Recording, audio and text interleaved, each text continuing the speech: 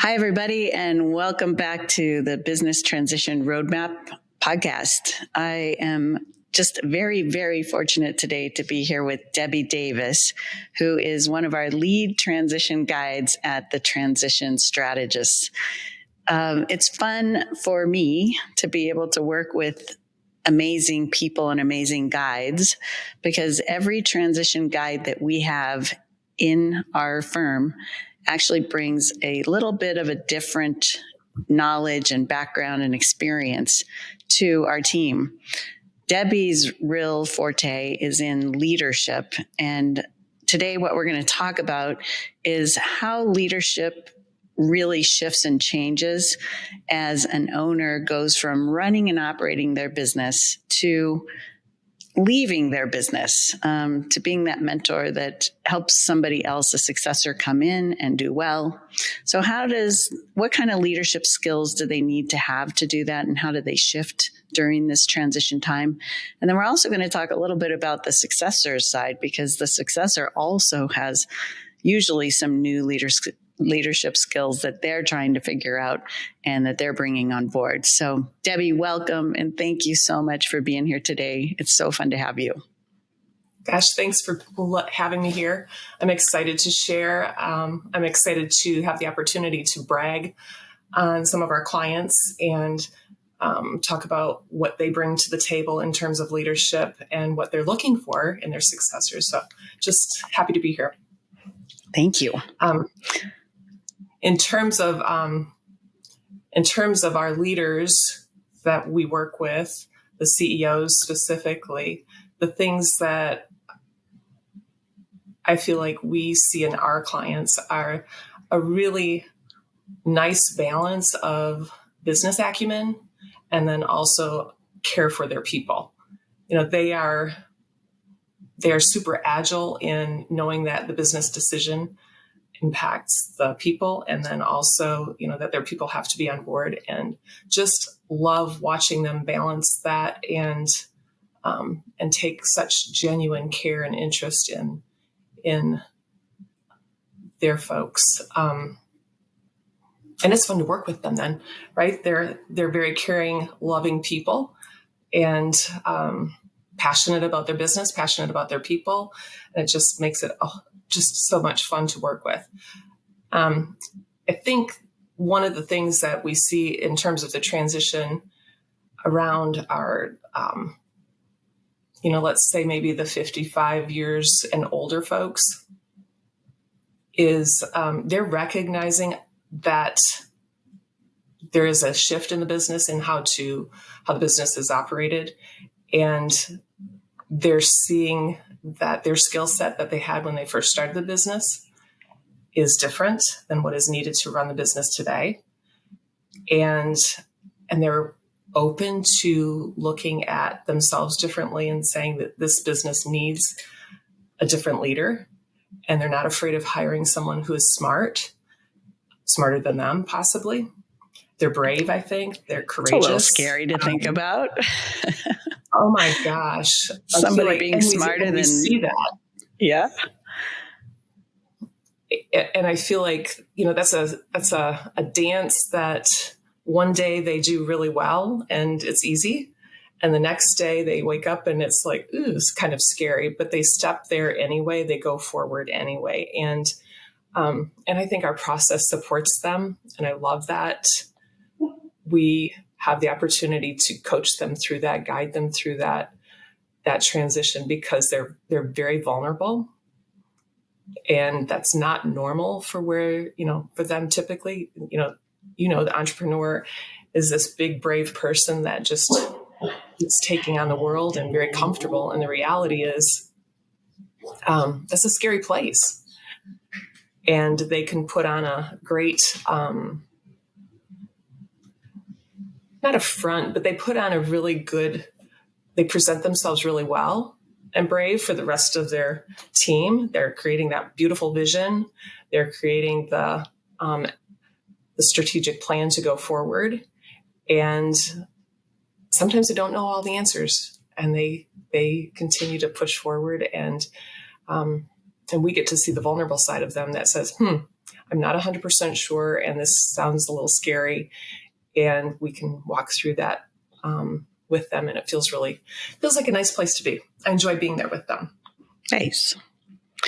So when you look from your background, what are the primary skills that an owner or founder has as they build and grow their company? They're active in it and they're working in it.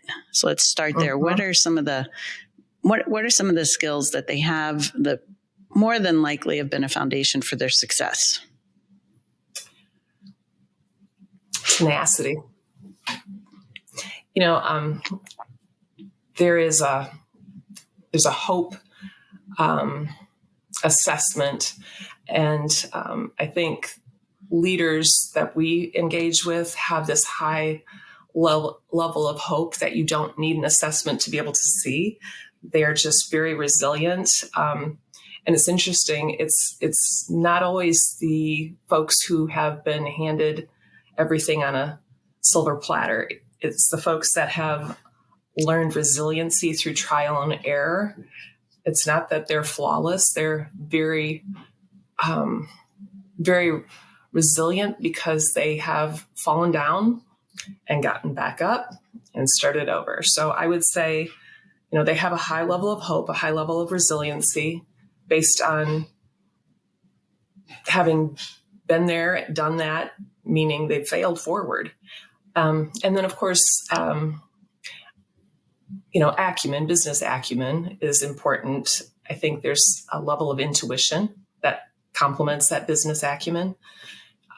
It's not just book smarts. It's the ability to know when to apply that in what situation. And then back to agility, the balancing of the business along with people. They take care of their people. I like to say they balance profit and people well. Right. In terms of leadership, I think a couple of the things that I measure in the work that I do is communication and relationships, and then alignment. So those are the big metrics that we cover specifically. And so recognizing that, and we do this in our work, recognizing that you and I don't communicate the same way, nor should we. And that's a beautiful thing. And we normalize that conversation instead of looking at each other as if we might be wrong. So I think leaders see that people communicate differently and celebrate that and bring that out in their teams and themselves. And then building on relationships, the foundation of relationships is trust. And one of the things that, I had that before you and I met, but one of the things that joining our team, the Transition Strategists team, I think that is gold, is assuming good intent. And the minute you start applying that, and if you live that, it changes that judgment into curiosity. You can't help but be curious in that space. And so I think without a shadow of a doubt, our leaders have to remain curious, and often they do, but it can be hard. And then alignment, of course, our leaders need to create a vision that is exciting. They need to hire teams and people that can accomplish what their vision is and let them go. And that's where that trust piece comes in. Let them go and create what the vision is that they're trying to create. Yeah. And assuming best of intent best of intent in general is one of my most favorite things that I've learned over many, many, many years. It's hard to do at times, but it does change your life, and it does apply to life in general, like any relationship that you have. So thanks for bringing that up. And the idea of communication, ability to create relationships, keep those strong. And you're completely correct that the people that we really enjoy working with the most are people who care about themselves, their families, others, the community, just because of our mission. We want that's why we do what we do, is to help communities thrive forward. And people need to be able to do that themselves because that's how the communities are built. So when you see an owner, founder, especially a founder, start to move into the transition role, right? Transitioning out of not only their job today, letting somebody else do that job and mentoring and teaching them to do that, but also at some point in time, making the additional transition of the equity side, right? So no longer being an investor in the business also. What skills, how do the skills change, and what new skills need to be brought on board in order to help that successor do well and also help the owner founder move on to a next adventure? I love that question. I would say back to communication, but before even getting to that point, they have to, they have a conversation with their team, it's getting to that space themselves and in alignment themselves. And what we see is, there's a lot of thought, a lot of sleepless nights for the founder prior to joining our group. And that goes away about halfway through our process, where they get to see the vision. And it's fun because, when we finish the compass, and it's so exciting to see the look on their face, and you see the shoulders drop, they're at peace with where they're going. They have clarified so much of what has been keeping them up all night, where they're heading. And so you see that calm, if you will. And then the next phase of that is, oh my gosh, I have to put some of this into action. And so it shifts for them, to your point. They've created the vision, they're in a good place, they feel good about it, and now they have to step aside. And that's a scary place to be. And it does for sure require a different set of skills. And it's the communication changes from creating the vision and being in charge to listening. And not that listening isn't part of communication prior to, but it's more listening. It's clarifying from that perspective and stepping into a less of a leadership role, but more of a mentorship role for their team, for those successors. I think it's also listening and clarifying. One of the things that we talk about in the work that we do is our leaders may see a successor, and having that conversation to say, well, do you really want to be the successor? And listening to make sure that successor genuinely wants to be part of be that leader. Right. So I see listening being a big component. I see trusting that those folks will do what they say they're going to do, and stepping aside. We had one leader just recently, one owner who just recently, we had a conversation with her, and she thought, no way could the person be the successor. And I remember you and I were on the call, and you said, well, is it possible that she can't be the leader because you're in the way? And so I think having that hard look in the mirror and saying, gosh, how am I preventing this person from being the successor and making these decisions and growing? So, they're stepping out of the way, they're trusting, and they're supporting, as opposed to taking everything. So, and that's a big shift. It's a scary shift for them. Well, it's a huge shift, and it's, behavior takes a long time to change, because most of what we do day to day, like 99% of it, is on kind of automatic.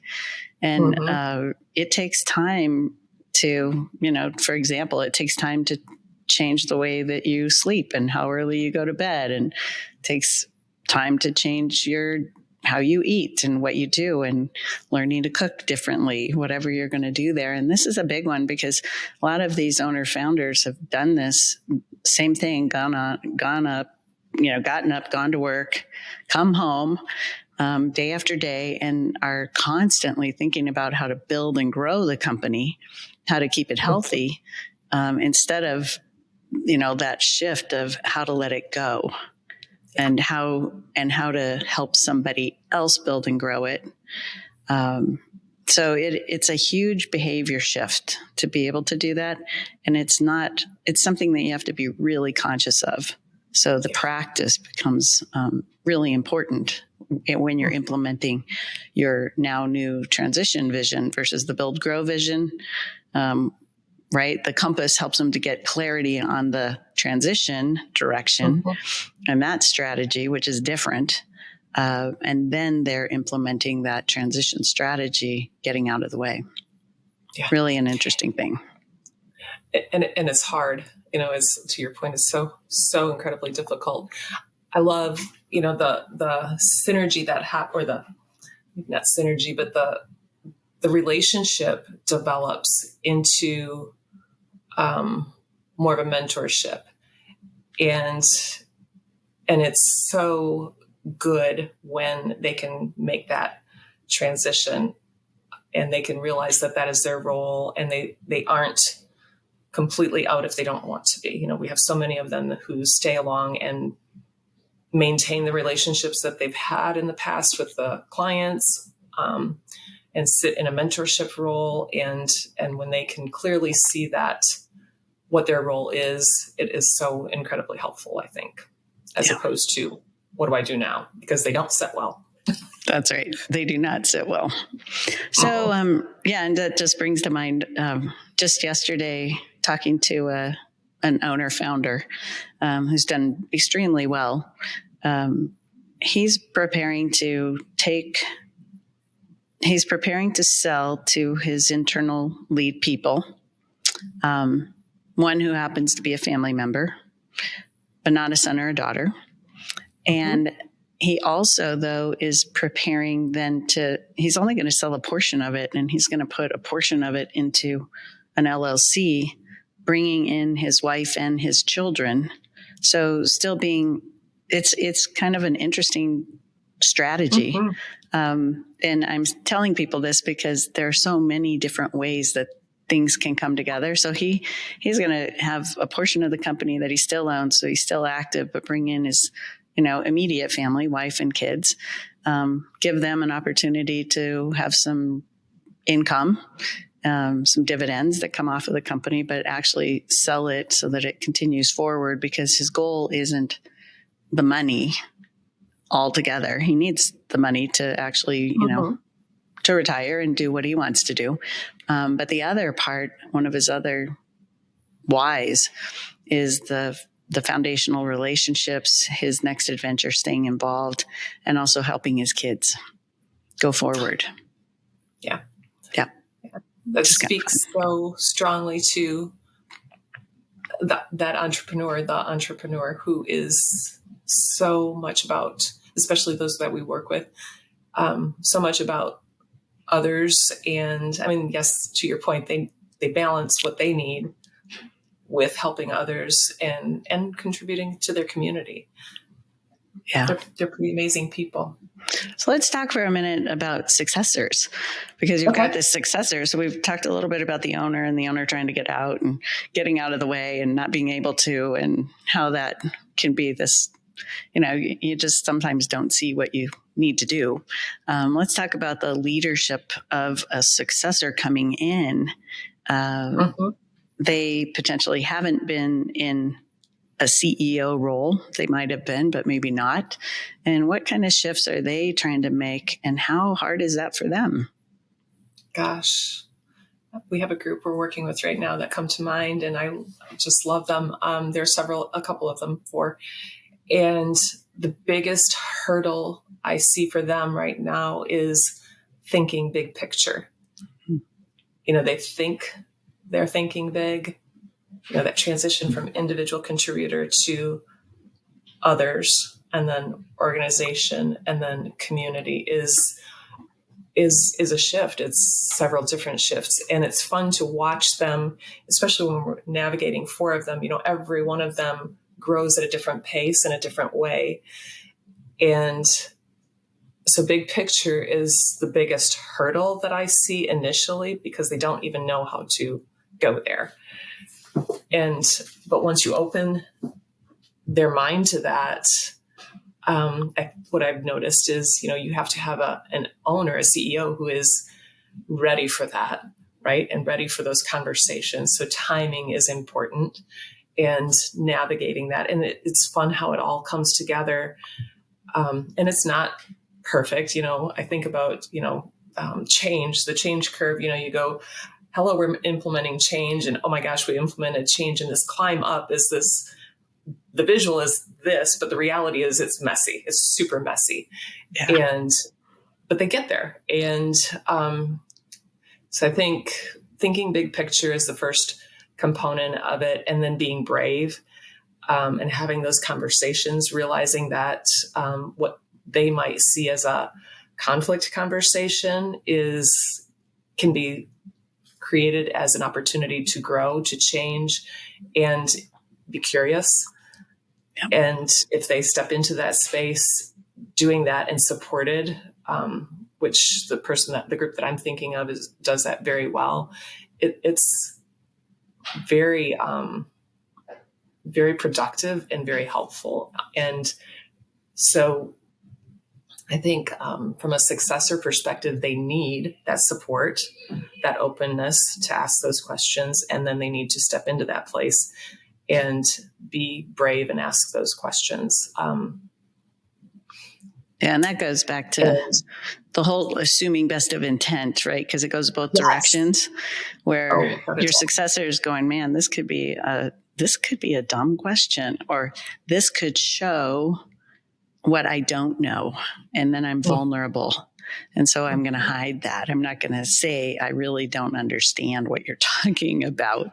And that's true with humans in general, but that transparency, vulnerability, ability to just lay it on the table and be as curious as you can, and then be welcomed by the person who's transitioning, because that's the mentorship instead of the, the judgment side, I guess, would be that. And if I have the group right, just for the audience that you're talking about, it's an owner founder who is looking at transitioning, and instead of transitioning and just having one person as their successor purchaser, there are multiple in the group that are invited into the opportunity. So those people are also having to develop relationships differently, because they still have their job relationship and that interaction where they're peers in the leadership. When they get to be the owners, they're also basically investors and business partners, which is a different relationship than, being the leader of a division or a leader of a department. All of a sudden, I'm an owner with you. We're invested together financially, and we're making decisions together about the future of this company. So very different interactions there. Oh, very much so.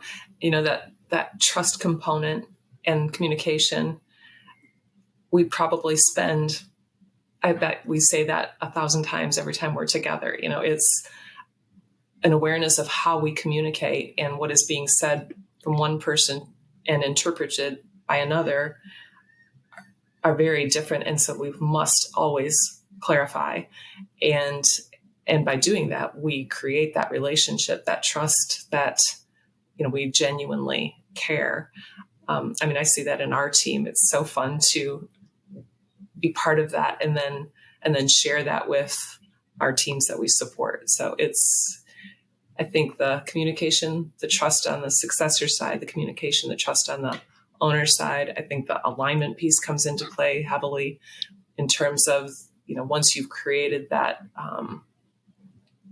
those relationships, the vision is so very important, and being aligned there. And then once all of that is in place, then we can put marching orders in place and say, okay, this is how we're going to get there. and it's fun to watch them. Yeah. And one thing that I think is crucial, and a long time ago I learned and I've kept it with me, that people don't live up to your expectations; they live up to their own commitments. And so I think when you are aligned and when everybody knows what you're trying to build and what the direction you're going, then you can have commitment from everyone that you're all on board. And then that communication and the ability to be brave and vulnerable, that all kind of comes together because you're brave within a space of being committed together to building whatever you're going to do, which in this case, you're building the next adventure for this business being run by other people and helping that owner to move on to their next adventure. All good when everybody knows what they're doing and they're committed to making it happen and work. So, yeah. I love that. I feel like, as you're saying that, I think about the group coming together and taking the ownership. That tenacity is so different within each person, and managing that, one, being aware of it, but then managing it, because, we have different responses, and based on their history, based on their personality, based on so many things, that ability to navigate ownership and being tenacious and being hopeful is so important. And so that's an honest conversation that you have with yourself, as you make that choice to be committed to this. And that's a big deal. It's a big commitment. It's a big commitment for the successor to become the owner and to actually do that. They have a lot of, just even from an ownership perspective, they've got a lot of new things that they have to bring on board, including, navigating even at home, because, navigating different taxes and maybe even navigating new income, and also navigating potentially a large loan and making sure, the pressure of being in that position, depending on what the purchase is and how it works. So just a lot of new things for that successor to have to do and learn.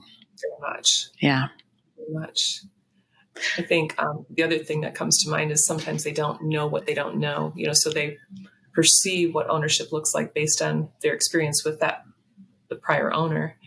And that could potentially be a major turnoff to them, versus clarifying and understanding. I think about, we have a client who presented the invitation to her successor, and I said, we don't want to do what you do.